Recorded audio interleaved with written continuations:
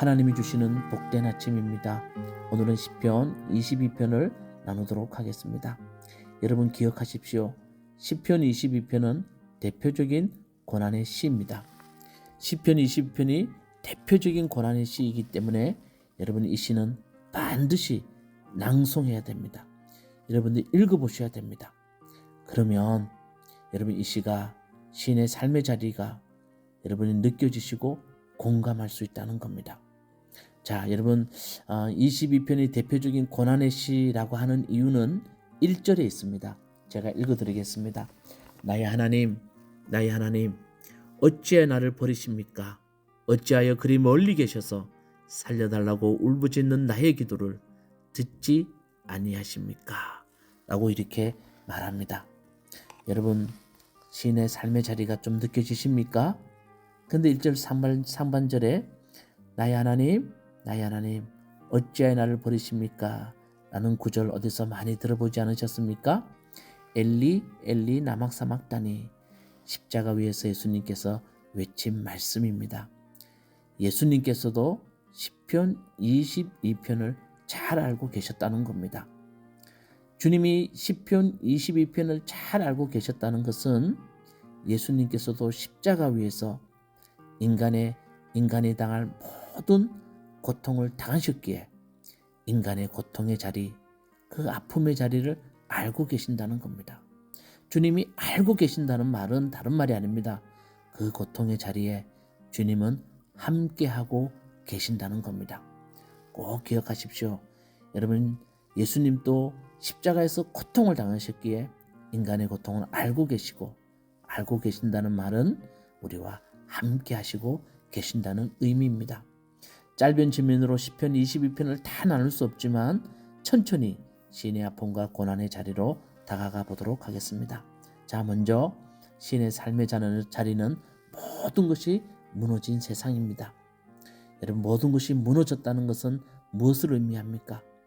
하나님은 침묵하고 계시고 사람들은 자신을 비방하고 있더라는 겁니다. 2절 말씀에 보면 나의 하나님, 온종일 불러도 대답하지 않으시고 밤새도록 부르짖어도 모르는 채 하십니다. 하나님의 침묵입니다. 온종일 불러도 밤새도록 불러도 하나님은 침묵하고 계시더라는 겁니다. 3절에서 5절 말씀 보면 주님은 이스라엘의 찬양 받으시는 분이시고 주님께서는 사람들의 부르짖는 소리를 들으시는 분이신데, 그러나 나에게는 하나님이 침묵하고 계시더라는 겁니다. 그래서 자신은 사람도 아닌 벌레요, 사람들의 비방거리요, 백성들의 모욕거리일 뿐이라고 6절에 말하고 있습니다. 사람들이 어떻게 시인을 비방합니까? 7절에서 8절 말씀 제가 읽어드리겠습니다. 나를 보는 사람은 누구나 나를 빗대어서 조롱하며 입술을 삐죽거리고 머리를 흔들면서 얄밉게 빈정댑니다. 그가 주님께 그토록 의지하였다면 주님이 그를 구하여 주시겠지. 그의 주님이 그토록 그를 사랑하신다니 주님이 그를 건져주시겠지. 이렇게 하면서 사람들이 자신을 비방한다는 겁니다. 하나님의 침묵으로 인해서 자신이 당하는 고통입니다.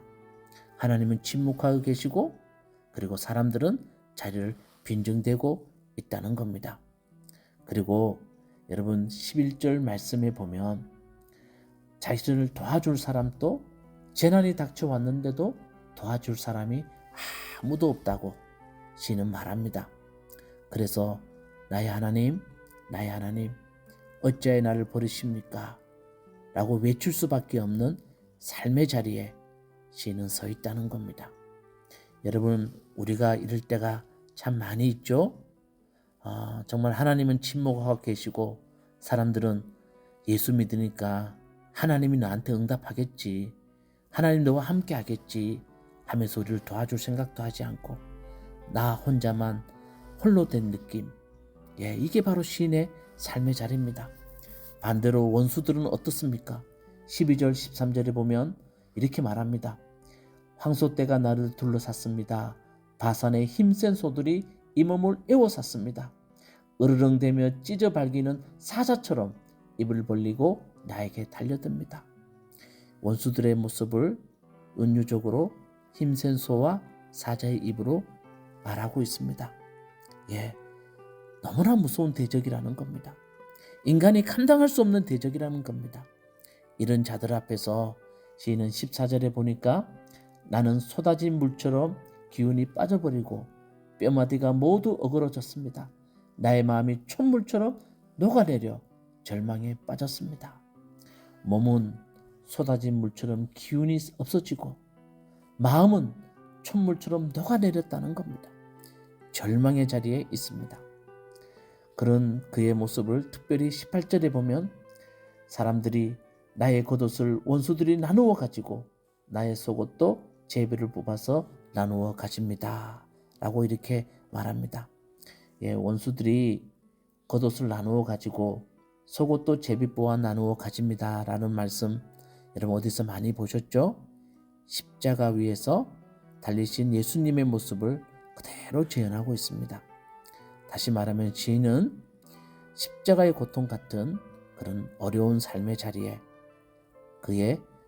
그가 서 있다는 것을 말하고 있습니다. 그러면 여러분 어떻게 해야 될까요? 이런 고통의 자리에서 정말 어떻게 해야 될까요? 19절에서 20절 말씀 한번 보도록 하겠습니다.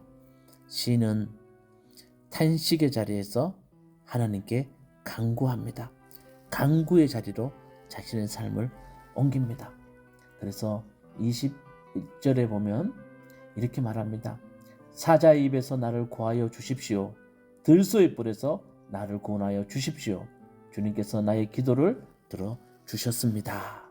라고 말합니다. 시인은 삶의 반전을 일으킵니다. 어떻게 해요? 기도로 반전을 일으키다라는 겁니다. 여러분 꼭 기억합시다. 우리 그리스도인들이 삶의 고난 가운데서 반전을 일으킬 수 있는 유일한 길은 기도입니다. 하나님에 대한 신뢰를 가지고 기도하는 겁니다. 예수님이 십자가에서 보여주셨듯이 예수님은 십자가에서 인간의 고통을 다 알고 계시고 너희와 함께 하신다는 그 예수님의 음성을 우리가 생각하면서 하나님께 기도하는 겁니다. 그리고 22절 바로 뒷절에 보면 시인은 이렇게 말합니다. 주님의 이름을 나의 백성에게 전하고 예배드리는 회중 한가운데서 주님을 찬양하렵니다. 그는 기도의 자리에서 찬양의 자리로 그의 삶을 전환시킵니다. 단 한 가지입니다. 하나님을 향한 신뢰가 있기 때문입니다. 상황은 바뀌지 않았지만 하나님이 바꾸어 주실 것을 확신하는 믿음에서 나온 삶의 자세입니다. 고통받는 사람의 아픔을 가볍게 여기지 않으시고 부르짖는 사람에게 언제나 응답하시는 하나님을 향한 신뢰가 만든 결과라는 겁니다. 여러분 참 이 시가 들려주는 이야기가 참 은혜가 됩니다. 여러분 시편 22편은 고난의 시지만 고난을 찬양으로 바꾼 아름다운 찬양의 시입니다. 시는 자신의 경험을 모든 사람에게 나눌 수 있는 공동의 자산으로 만들고 있다는 겁니다. 무슨 말인지 여러분 이해되시죠? 자신이 당한 고통 가운데 그 삶의 자리를 기도의 자리를 옮기고 하나님 앞에 찬양의 자리를 옮기는 그 자신이 하나님을 향한 그 신뢰, 그것을 우리 모두가 공동의 자산으로 가지자는 겁니다. 우리가 고통의 자리에 있다면 한번 이렇게 해보자는 겁니다. 삶의 고난을 찬양으로 승화시키는 신의 모습이 참으로 아름답고 우리들에게 깊은 교훈을 주고 있다는 겁니다. 여러분 이 시편 22편 참 외우기도 쉽죠? 22편 고난의 시입니다. 예수님이 외우셨던 고난의 시입니다. 예수님이 우리에게 원하시는 것은 오늘 이 시인처럼 고난의 자리에서 하나님은 침묵하고 계시는 것 같고 사람들은 나를 비방하는 것 같은 삶의 자리에서 정말 내 몸은 물처럼 기운이 빠졌고 마음은 촛물처럼 녹아내리는 그런 정말 모든 것이 힘든 삶의 자리에서도 하나님께 간구하고 기도하고, 그리고 우리가 찬양의 자리로 우리 옮길 때 하나님은 우리와 함께 하시고 그 모든 것들을 능히 이길 수 있는 자리로 우리를 옮겨주신다는 겁니다. 여러분, 기도하고 찬양하면 고통의 크기는 작아집니다.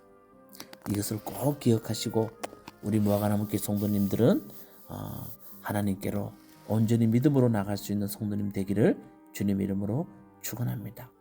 기도하시겠습니다. 하나님,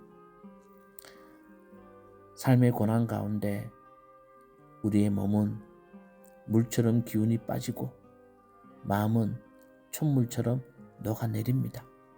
그게 인간입니다.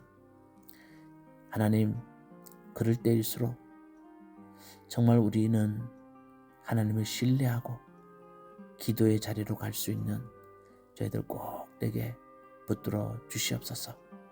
오늘 이 말씀이 우리 모두에게 큰 은혜가 되어서 누구나 당하는 고통 가운데 절망하지 않게 우리 무화과나무교회 성도님들을 붙들어 주시옵소서. 예수님 이름으로 기도드리옵나이다. 아멘. 시편 22편.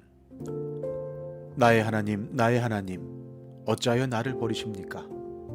어찌하여 그리 멀리 계셔서 살려달라고 울부짖는 나의 간구를 듣지 아니하십니까? 나의 하나님, 온종일 불러도 대답하지 않으시고 밤새도록 부르짖어도 모르는 채 하십니다. 그러나 주님은 거룩하신 분, 이스라엘의 찬양을 받으실 분이십니다. 우리 조상이 주님을 믿었습니다. 그들은 믿었고 주님께서는 그들을 구해 주셨습니다. 주님께 부르짖었으므로 그들은 구원을 받았습니다. 주님을 믿었으므로 그들은 수치를 당하지 않았습니다. 그러나 나는 사람도 아닌 벌레요, 사람들의 비방거리, 백성의 모욕거리일 뿐입니다. 나를 보는 사람은 누구나 나를 빗대어서 조롱하며 입술을 비죽거리고 머리를 흔들면서 얄밉게 빈정댑니다. 그가 주님께 그토록 의지하였다면 주님이 그를 구하여 주시겠지. 그의 주님이 그토록 그를 사랑하신다니 주님이 그를 건져주시겠지 합니다. 그러나 주님은 나를 모태에서 이끌어내신 분, 어머니의 젖을 빨 때부터 주님을 의지하게 하신 분이십니다. 나는 태어날 때부터 주님께 맡긴 몸, 모태로부터 주님만이 나의 하나님이었습니다. 나를 멀리하지 말아 주십시오. 재난이 가까이 닥쳐왔으나 나를 도와줄 사람이 없습니다. 황소떼가 나를 둘러쌌습니다. 바산의 힘센 소들이 이 몸을 에워쌌습니다. 으르렁대며 찢어 발기는 사자처럼 입을 벌리고 나에게 달려듭니다.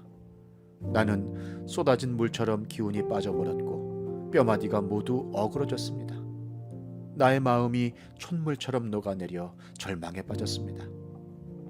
나의 입은 옹기처럼 말라버렸고 나의 혀는 입 천장에 붙어 있으니 주님께서 나를 완전히 매장되도록 내버려 두셨기 때문입니다. 개들이 나를 둘러싸고 악한 일을 저지르는 무리가 나를 에워싸고 내 손과 발을 묶었습니다. 뼈마디 하나하나가 다 셀 수 있을 만큼 앙상하게 드러났으며 원수들도 나를 보고 즐거워합니다. 나의 겉옷을 원수들이 나누어 가지고 나의 속옷도 제비를 뽑아서 나누어 가집니다. 그러나 나의 주님, 멀리하지 말아 주십시오. 나의 힘이신 주님, 어서 빨리 나를 도와주십시오. 내 생명을 원수의 칼에서 건져주십시오. 하나뿐인 나의 목숨을 개의 입에서 빼내어 주십시오. 사자의 입에서 나를 구하여 주십시오. 들소의 뿔에서 나를 구하여 주십시오. 주님께서 나의 기도를 들어주셨습니다. 주님의 이름을 나의 백성에게 전하고 예배드리는 회중 한가운데서 주님을 찬양하렵니다. 주님을 경외하는 사람들아, 너희는 그를 찬양하여라.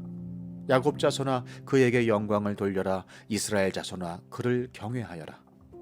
그는 고통받는 사람의 아픔을 가볍게 여기지 않으신다. 그들을 외면하지도 않으신다.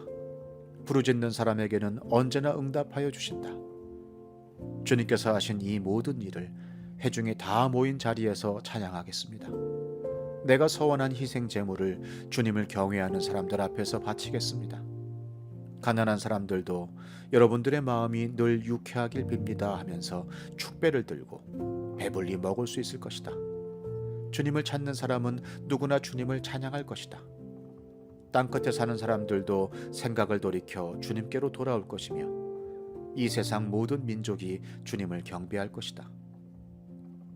주권은 주님께 있으며 주님은 만국을 다스리시는 분이시다. 땅속에서 잠자는 자가 어떻게 주님을 경배하겠는가? 무덤으로 내려가는 자가 어떻게 주님 앞에 무릎 꿇겠는가? 그러나 나는 주님의 능력으로 살겠다. 내 자손이 주님을 섬기고 후세의 자손도 주님이 누구신지 들어 알고 아직 태어나지 않은 세대도 주님께서 하실 일을 말하면서 주님께서 그의 백성을 구원하셨다 하고 선포할 것이다.